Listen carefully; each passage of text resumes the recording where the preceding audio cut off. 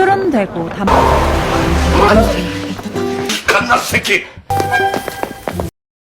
Welcome dear awkward, स्वागत है आपका इन आर प्राइम मूवी में।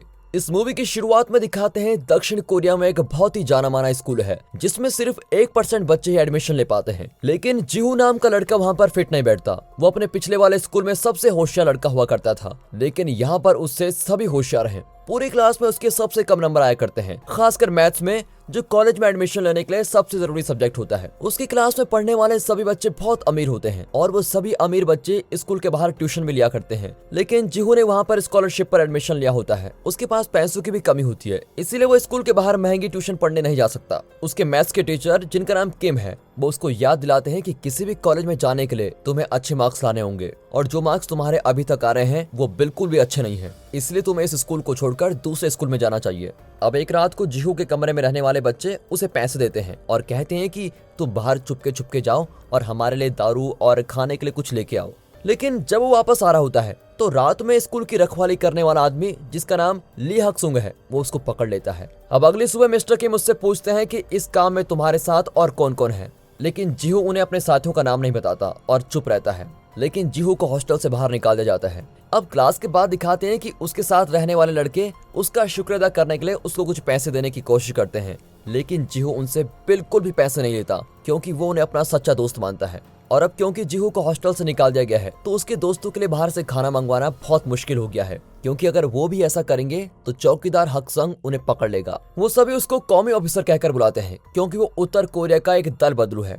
अब बाद में दिखाते हैं कि हक संग अपने डॉक्टर से मिलने जाता है, जो उसे बताता है कि तुम्हारे लिए रात की चौकीदारी की नौकरी करना सही नहीं है, ये तुम्हारी सेहत के लिए बिल्कुल ठीक नहीं है और नींद की गोलियों के भरोसे तो ये नौकरी कभी मत करना। लेकिन हक संग उसे याद दिलाता है कि दल बदलू होने की वजह से उसे सिर्फ यही नौकरी मिल सकती है, इसीलिए डॉक्टर उसे कहते हैं कि तुम ये गोलियां तब तक खाओ जब तक कि तुम्हें और कोई काम न मिल जाता। अब इसके बाद हक संग अपने खाली घर में वापस चला जाता है, जहाँ पर वो अपना ज्यादातर समय अपने कछुए को खाना खिलाने, स्ट्रॉबेरी का दूध पीने और सुडोकू को सुलझाने में बिताता है। अब जिहू को उसके हॉस्टल से निकाल दिया गया है तो बोराम उसे रास्ते में ये कहकर चिढ़ाती है कि पहले मुझे लगता था कि तुम एक लूजर हो, लेकिन अब लगता है कि मैं गलत थी। अब कुछ घंटे बाद जिहू अपने घर में जाता है, जहाँ पर वो अपनी माँ के आने से पहले ही सारा घर साफ कर देता है। उसकी माँ विधवा होती है जिसने उसे पालने में बहुत मुश्किल सही होती है, इसीलिए जब वो अपने बेटे को स्कूल की वर्दी में देखती है तो उसको बहुत गर्व महसूस होता है। लेकिन जिहू की हिम्मत नहीं होती कि वो अपनी माँ को ये बता दे कि उसको हॉस्टल से निकाल दिया गया है और इसलिए वो झूठ कह देता है कि मैं सिर्फ तुमसे मिलने आया हूँ और मुझको बहुत जल्दी जाना होगा।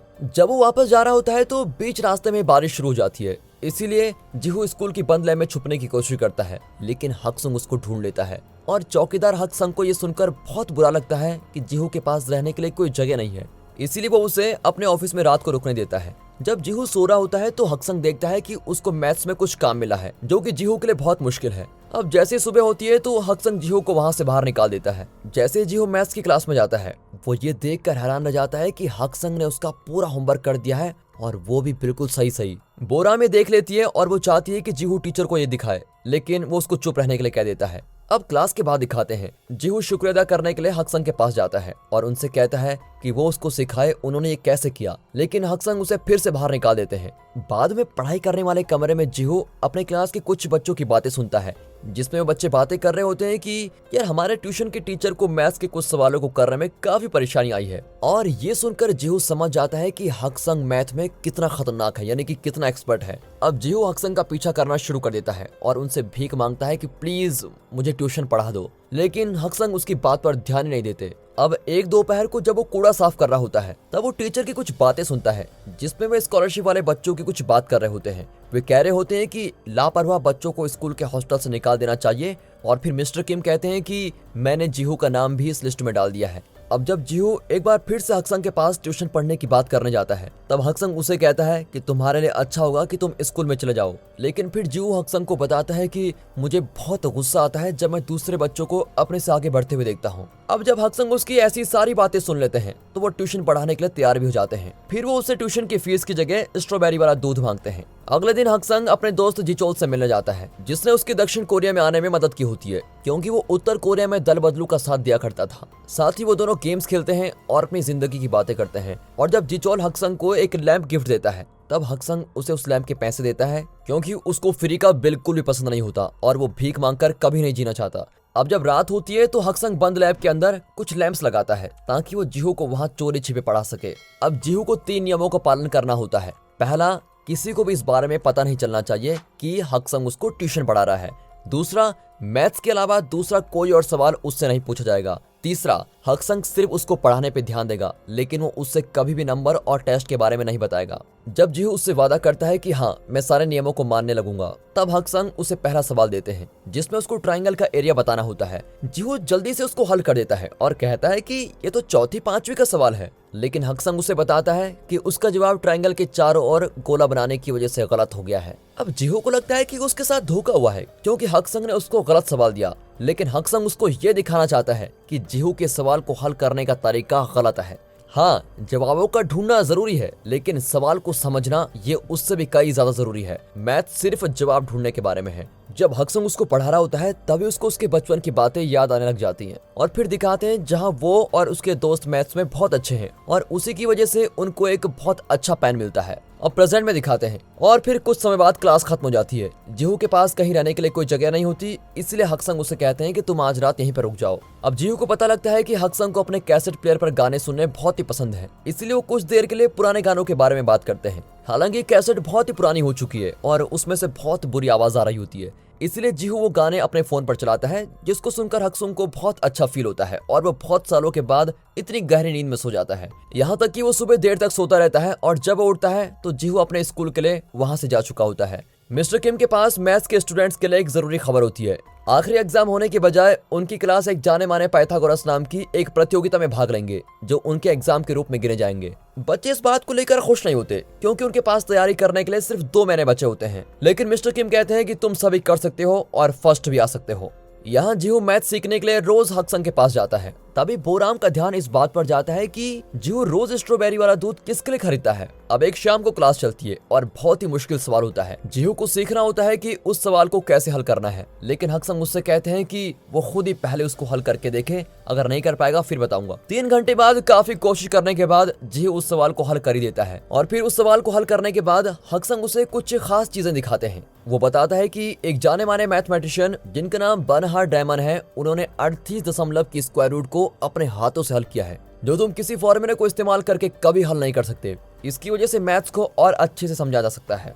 हालांकि जब उनकी बातें पूरी हो जाती है तो जीहू उससे पूछता है कि जो सवाल मैंने किया वो सही है कि गलत, लेकिन हक्संग जीहू को यह बताने से मना कर देता है कि उसका जवाब सही है कि गलत, और वो कहता है कि ये तुम्हारा होमवर्क है और तुम्हें खुद ही पता लगाना है कि ये सही है या गलत, और यही काम एक मैथमेटिशियन का होता है। हर गुजरते हफ्ते के साथ जीहू मैथ्स में हर दिन और अच्छा होता जाता है। अब एक दोपहर को दिखाते हैं। जीहू को बहुत बुरी खबर मिलती है। उसका एक बहुत अच्छा दोस्त जो कि जीहू की तरह ही स्कॉलरशिप पर पढ़ रहा है, वो बताता है मैं वापस अपने पुराने स्कूल में जाने वाला हूँ। यहाँ आना तो मेरी बहुत ही बड़ी गलती थी। अब जीहू अपने बारे में सोच रहा होता है कि मैं इतना गरीब हूँ और कैसे कुछ करूंगा। तभी बोराम आकर उसकी बातें सुन लेती है और बोलती है मेरी भी हालत तुम्हारी तरह है। जीहू को लगता है कि बोराम ये बात बोलकर उसका मजाक उड़ा रही है क्योंकि बोराम तो बहुत ही अमीर है। वो दोनों बात कर रहे होते हैं तभी बोराम की माँ अपनी बेटी को घर लेने आई होती है और जब दोनों कार में होते हैं बोराम को डांट पड़ती है क्योंकि वो एक स्कॉलरशिप पर पढ़ने वाले बच्चे के साथ बात कर रही थी। वैसे तो बोराम भी स्कॉलरशिप पर ही पढ़ रही है, लेकिन ऐसा इसलिए हुआ था क्योंकि उसके माँ बाप की तलाक हो चुकी थी, लेकिन असल में वो गरीब नहीं है, वो बिल्कुल अमीर है। इसलिए बोराम की स्थिति जीहू से काफी अलग है। बोराम की माँ उसको डांटते हुए बोलती है तुम्हें पियानो म्यूजिक सुनने से कितनी बार मना किया है, मैं चाहती हूँ तुम अपनी पढ़ाई में ज्यादा ध्यान दो। अब इस वजह से बोराम को पढ़ाने के लिए उसकी माँ ने मिस्टर किम को ट्यूशन के लिए रखा हुआ है, जो बिल्कुल गैर कानूनी है क्योंकि जो टीचर स्कूल में पढ़ाता है उसके पास ट्यूशन जाने का मतलब वो पहले से कुछ बता देगा।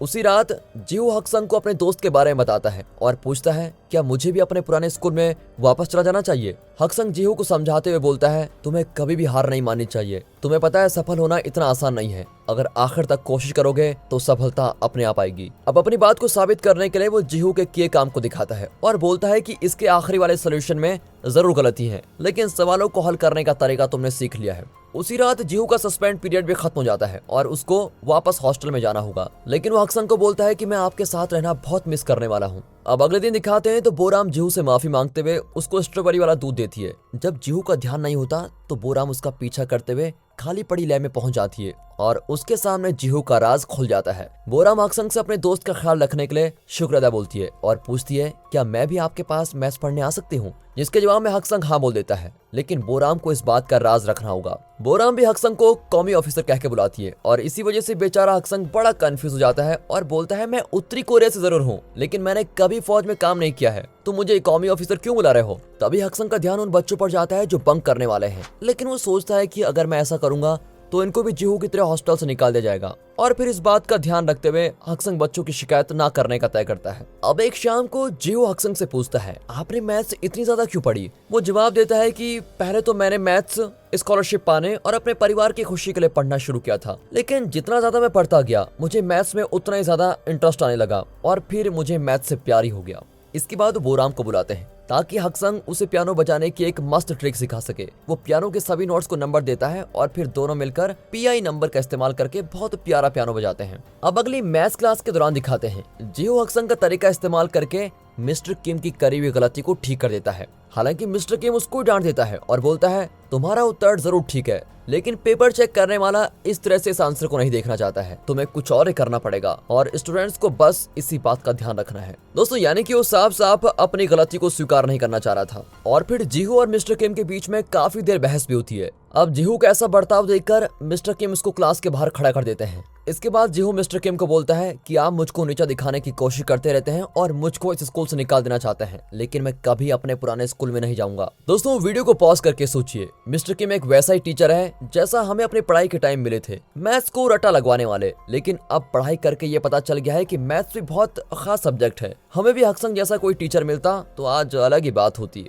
अल्टीमेटली ये सारी गलती हमारे एजुकेशन सिस्टम की है। आपको क्या लगता है हमारे एजुकेशन सिस्टम में सरकार को क्या बदलाव लाने चाहिए? कमेंट करके प्लीज बताइएगा। अब दोपहर के समय दिखाते हैं हक्संग एक और बार जिचोल से मिलता है। अब की बार जिचोल हक्संग को एक स्मार्टफोन देता है ताकि उसको आसानी से ढूंढा जा सके। बाद में हक्संग खुशी के साथ तो फोन जीहू को दिखाता है। जीहू देखता है कि हक्संग को छोटे से फोन में बड़े बड़े पेपर्स पढ़ने पड़ रहे हैं। अब जीहू अपने क्लास के एक लड़के से बोलता है तुम मुझे किसी तरह से कंप्यूटर लैब में पहुंचा दो क्योंकि मुझे हक्संग की मदद करनी है। वो उन डॉक्यूमेंट्स को प्रिंट करके हक्संग को देना चाहता है जो हक्संग अपने फोन में पढ़ रहा था। अब अगले दिन पाइथागोरस टेस्ट होता है। हालांकि अब अच्छा पढ़ने की वजह से जीहू बहुत ही अच्छा टेस्ट कर रहा होता है। वहीं बोराम के दिमाग में कुछ भी नहीं आता और उसको सिर्फ अपना म्यूजिक सुनाई देता है। टेस्ट के दबाव में आकर वो टेस्ट को खत्म भी नहीं करती और क्लासरूम से बाहर चली जाती है। फिर बोराम की माँ उसकी बेइज्जती और शर्म से बचने के लिए उसको घर पर ही रखती है और स्कूल वालों को झूठ बोल देती है कि हम लोग कुछ दिनों के लिए बाहर घूमने जा रहे हैं। जब जीहू अपने दोस्त बोराम से संपर्क करने की कोशिश करता है, बोराम उसके सभी मैसेजेस को इग्नोर कर देती है। अब शाम के समय जीहू और हक्संग पुराने संगीत के कार्यक्रम में जाते हैं, जिसके टिकट्स बोराम ने उनको फ्री में दिए थे क्योंकि उसके परिवार ने ये कार्यक्रम करवाया था। बोराम तो उस दिन भी नहीं आती, लेकिन हक्संग संगीत सुनकर बहुत खुश दिखाई दे रहा होता है और खुशी से उसकी आंखों में आंसू भी आ जाते हैं। इसके बाद हक्संग जीहू को अपने घर खाने के लिए बुलाता है और तभी जीहू को महसूस होता है कि मैं तो पहली बार हक्संग को खाते हुए देख रहा हूँ। उसी रात किसी ने पाइथागोरस टेस्ट को इंटरनेट पर डाल दिया होता है, जिसकी वजह से स्कूल में पढ़ने वाले टीचर्स बिल्कुल मुसीबत में जाते हैं। उनको बोला जाता है कि जिस बच्चे ने ये टेस्ट इंटरनेट पर डाला है उसको जल्दी से ढूंढ निकालो, वरना एजुकेशन बोर्ड तुम लोगों को ही नौकरी से निकाल देगा। अब इस सब के दौरान जीहू और हक्संग मिलकर किताबों की दुकान में खरीदारी करने जाते हैं। वहाँ पर एक अजनबी हक्संग को पहचान लेता है। ये आदमी भी उत्तर कोरिया का है और वो हक्संग को डॉक्टर बोलता है। वो साथ ही बताता है डॉक्टर, आप जब यूनिवर्सिटी में पढ़ाते थे तब मैं आपका विद्यार्थी था और इसलिए मुझे आप आज भी याद हो। वो आदमी हक्संग को मैथमेटिक्स का मशहूर और सबसे बुद्धिमान आदमी बोलता है और वो सोचता है कि जीहू हक्संग का बेटा है और इसकी वजह से वहाँ पर कंफ्यूजन क्रिएट हो जाती है। हक्संग पुरानी यादों के लिए उस आदमी का शुक्र अदा करता है और जल्दी दुकान से बाहर भाग जाता है। जीहू उससे सवाल करता है कि ये कौन है और आप पहले कहाँ पढ़ाते थे, लेकिन जीहू के किसी भी सवाल का जवाब देने से वो मना कर देता है। जब वो घर पहुंचता है तो हक्संग अपने बेटे टायोन के साथ गुजारे दिनों को याद करता है, जैसे कि साथ रहकर खाना खाना, कछुआ लाना और बहुत सारा स्ट्रॉबेरी वाला दूध खरीदना, क्योंकि टायोन का मनपसंद दूध स्ट्रॉबेरी वाला दूध ही था। अगले दिन समाचार में एक जरूरी बात बताई जाती है कि मैथ्स के सबसे जरूरी और मुश्किल सवालों में से एक रिमन हाइपोथेसिस को जल्द ही उत्तर कोरिया का एक आदमी हल करने वाला है। उस आदमी का नाम है ली हक्संग। अब ओ नाम का प्रोफेसर टीवी पर अपनी कहानी सुनाता है कि कैसे जब वो एक बच्चा था तब उसने मैथ्स की प्रतियोगिता में भाग लिया था और उस समय वो हक्संग से मिला था जो कि उत्तर कोरिया की तरफ से था और प्रोफेसर खुद दक्षिण कोरिया की तरफ से आया था। उन दोनों को मैथमेटिक्स में माहिर एक बहुत बड़े आदमी ने एक खास पेन दिया था और वो पेन अभी भी ओह के पास है। जिचोल और जीहू दोनों इस समाचार को सुन लेते हैं, लेकिन जीहू हक्संग को सबसे पहले ढूंढता है और इस बारे में पूछता है कि ये सब क्या है। हालांकि हक्संग ये बात सुनकर बहुत भड़क जाता है और बोलता है, आज के बाद रीमन हाइपोथेसिस के बारे में मुझसे कभी बात मत करना। अब इस सब के दौरान पाइथागोरस टेस्ट के इंटरनेट पर फैल जाने की वजह से मिस्टर किम मुसीबत में फंस जाता है, क्योंकि वही मैथ्स का टीचर है और उसी के कंट्रोल में सब कुछ था। लेकिन किम के साथ काम करने वाला एक आदमी जब कैमरास की रिकॉर्डिंग देखता है तो वो मिस्टर किम को बचाने का एक तरीका निकाल लेता है। अगले दिन मिस्टर किम जीहू को बुलाता है और वीडियो दिखाता है जिसमें जीहू कंप्यूटर लैब से बाहर निकल रहा है और उसके हाथ में प्रिंट किए हुए कुछ शीट्स भी हैं। जीहू समझाने की कोशिश करता है कि सर, इन पेपर्स का पाइथागोरस टेस्ट से कुछ भी लेना देना नहीं है, लेकिन उसकी किस्मत खराब होती है क्योंकि इसको साबित करने के लिए जीहू के पास कोई तरीका नहीं है। मिस्टर किम बोलता है कि वीडियो की रिकॉर्डिंग साफ साफ तुम्हारे खिलाफ है। वो साथ ही ये बात भी बोलता है कि तुम कुछ महीनों में मैथ्स में काफी अच्छे हो गए हो, लेकिन इन सभी बातों की वजह से तुम पर कोई विश्वास नहीं करने वाला, क्योंकि सभी को लगेगा कि तुमने ही पेपर्स लीक किए हैं और इसलिए तुम्हारे मार्क्स अच्छे आते हैं। इसीलिए जैसे मैं बोलता हूँ तुम वैसा ही करना। अगर तुम वापस अपने पुराने स्कूल में चले जाओगे तो मैं तुम्हारी सच्चाई पूरी दुनिया को नहीं बताऊंगा। हालांकि फिर भी ये रूमर सभी तक फैल रही होती है कि जीहू ने ही टेस्ट पेपर को इंटरनेट पर डाला है। अब ये बात सुनकर बोराम बड़ी उदास हो जाती है, क्योंकि उसको तो सच्चाई पता है। यहाँ जिचोल खुद भी मुसीबतों में फंसा हुआ है। उत्तर कोरिया भी गुस्सा है कि दक्षिण कोरिया हक्संग की उपलब्धि अपने नाम कर रहे हैं, क्योंकि इस उपलब्धि को फौज के बीच में रखा जाना था। इसीलिए एनआईएस के सदस्य जिचोल को बोलते हैं, तुम हक्संग को टीवी पर आने के लिए मनाओ ताकि वो खुद पूरी दुनिया के सामने आकर सच्चाई बताएं। हक्संग का नाम सारी जगह खबरों में फैल जाता है, यहाँ तक कि हक्संग के साथ पहले काम करने वाला एक आदमी उससे मिलने भी आता है और उत्तर कोरिया में वापस चलने की बात बोलता है। लेकिन हक्संग को गुस्सा आ जाता है जब वो आदमी हक्संग के बेटे के बारे में उसे सवाल करता है। अब जिचोल हक्संग से माफी मांगते हुए बोलता है, मुझे माफ कर दो, मैं एनआईएस को आपसे ज्यादा दूर नहीं रख पाया। लेकिन अच्छे दिल का हक्संग बोलता है, नहीं, मैं तो तुम्हारा शुक्र अदा करता हूँ क्योंकि तुमने बहुत सालों तक मेरी सुरक्षा करी है। अब जब हक्संग वहां से निकलने के लिए अपना सामान पैक कर रहा होता है, जिचोल हक्संग की कीमती रिसर्च के पेपर्स उसको वापस देता है। इन पेपर्स को सालों पहले हक्संग ने तबाह करने की कोशिश की थी, लेकिन जिचोल ने उन पेपर्स को संभाल कर रखा था क्योंकि वो बड़े कीमती थे। उसी समय वहां पर जीहू भी आ जाता है, लेकिन अंदर से चिल्लाने की आवाजें सुनकर वो बाहर खड़े रहने को तैयार होता है। हक्संग इसलिए गुस्सा हो रहा है क्योंकि इसी खोज की वजह से उसका बेटा मारा गया था, इसलिए वो गुस्से में बोलता है, मैं इस खोज को लेकर सभी टीवी पर नहीं जाने वाला हूँ। फिर जिचोल के चले जाने के बाद जीहू हक्संग से बात करने की कोशिश करता है, लेकिन बूढ़ा हक्संग तो बेचारा जीहू पर ही भड़क जाता है और बोलता है, तुम अपनी हद में रहो, तुम्हारे और मेरे बीच स्टूडेंट टीचर से ज्यादा कोई संबंध नहीं है। इसके बाद जीहू को बोराम की कॉल आती है। वो बोलती है, मुझे समझ में नहीं आ रहा है कि तुम अपने साथ ऐसा क्यों होने दे रहे हो। तभी जीहू बोलता है, मेरे लिए सब कुछ खत्म हो गया है, और फिर वो कॉल काट देता है। इस सब के दौरान हक्संग बस स्टेशन पर पहुंचता है। वहां उसको अपने बेटे की शक्ल वाला कोई लड़का दिखाई देता है। उसको फिर वो रात याद आ जाती है जब उसका बेटा मारा गया था। दिखाते हैं कि अपने दल बदलू दोस्तों के लिए लड़ाई करने के बाद टायोन अपने पापा के साथ बहस कर रहा होता है। वो अपने पापा पर आरोप लगाते बोलता है, आप बहुत ही ज्यादा मतलबी हो। जब मेरी माँ ट्यूबरक्लोसिस से बीमार थी और उनको दक्षिण कोरिया ले जाने की जरूरत थी, तब आप यहाँ नहीं आए, लेकिन जब आपको अपना मतलब दिखाई दिया तो आप यहाँ पर आ गए। हक्संग उसे समझाता रहता है कि मैंने तुम्हें एक अच्छी जिंदगी देने के लिए इतना बड़ा कदम उठाया है। टायन उसकी बात नहीं सुनता और वहां से भाग जाता है और ठहर कर वापस उत्तर कोरिया जाने की कोशिश करता है, लेकिन देश की सीमा पर पहुंचते ही उसको देखते ही गोली मार दी जाती है। अब जीहू को दिखाया जाता है जो कि अपनी माँ के घर आया है। जब उसकी माँ सो रही होती है तो वो चुपचाप अपनी माँ की स्टैंप अपने पुराने स्कूल में जाने वाले पेपर्स पर लगा देता है। अगली सुबह वो पेपर्स को मिस्टर किम को देता है और किम बोलता है, तुमने ये बिल्कुल ठीक किया। यहाँ हक्संग एक होटल में छुपा हुआ है और दूसरी तरफ जिचोल हक्संग को ढूंढ रहा होता है कि वो कहाँ गया। वो इसलिए ढूंढ रहा होता है ताकि वो उसको टीवी पर ले जा सके। हक्संग को फिर बोराम की कॉल आती है और जब उसको जीहू के पुराने स्कूल में जाने की बात का पता चलता है तो वो बिल्कुल हैरान हो जाता है कि ये क्या कर रहा है। उसी दोपहर को पाइथागोरस टेस्ट के पुरस्कार दिए जाने हैं। जीहू स्कूल में जा रहा होता है, लेकिन बोराम वहां अचानक आ जाती है और जीहू को अपने साथ अंदर ले जाने के लिए जीहू का बैग ही चुरा लेती है।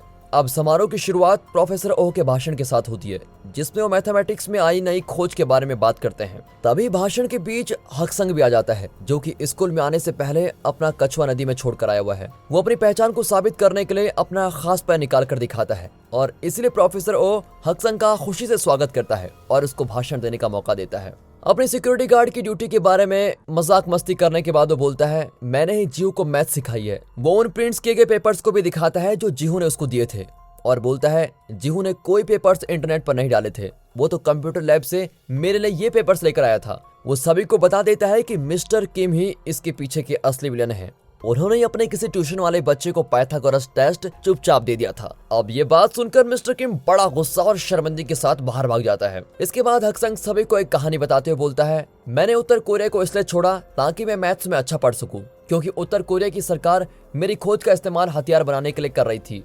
मैं चाहता हूँ कि मेरी मैथ्स का इस्तेमाल अच्छे कामों के लिए हो, जिससे कि बच्चों को अच्छी नौकरी मिले या फिर अच्छे कॉलेजेस में एडमिशन मिले। लेकिन लोगों की लालच की वजह से मेरे बेटे की मौत हो गई। अब वो अपनी बातों को जारी रखते हुए बोलता है, मुझे अपने फैसलों पर शर्म आती है। लेकिन जीहू ने मुझे कभी गलत नहीं समझा। जीहू को पता था कि उसका भविष्य खतरे में है, लेकिन उसकी परवाह किए बिना उसने हमेशा मेरे राज को एक राज ही बनाकर रखा। रोते हुए हक्संग जीहू से माफी मांगता है और साथ ही उस पर विश्वास करने के लिए शुक्र अदा भी करता है। जिचोल बाहर खड़ा ये सभी बातें सुन रहा होता है। ये सभी भावुक बातें सुनकर वो भी बाहर चला जाता है और टीवी इंटरव्यू के बारे में ना पूछने का तय करता है। हालांकि वो बाहर खड़ा हक्संग का इंतजार करता है और अपने साथ चलने के लिए पूछता है। जो फोन जिचोल ने हक्संग को दिया था, वो फोन जिचोल खुद बाहर फेंक देता है। संग को एक नया पासपोर्ट देता है जिसमें लिखा है कि हक्संग दक्षिण कोरिया का ही रहने वाला है। साथ ही वो हक्संग को शहर से निकलने के लिए कुछ टिकट्स देता है ताकि कुछ समय तक NIS उसको ढूंढ न सके।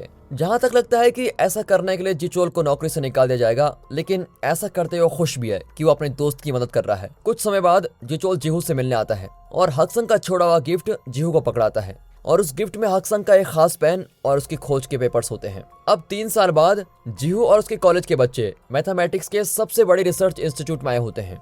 हक्संग अब वहां पर काम करता है और जीहू वहां पर स्ट्रॉबेरी वाला दूध लाकर हक्संग को बिल्कुल हैरान कर देता है और दोनों एक दूसरे को गले लगाते हैं और फिर मैथ से जुड़ी बातें करने लगते हैं। बाकी दोस्तों, इसी के साथ ये मूवी यहाँ पर खत्म होती है। मूवी अच्छी लगी हो, वीडियो अच्छी लगी हो, एक्सप्लेनेशन अच्छा लगा हो तो लाइक कर दें, चैनल को सब्सक्राइब करना बिल्कुल मत भूलेगा।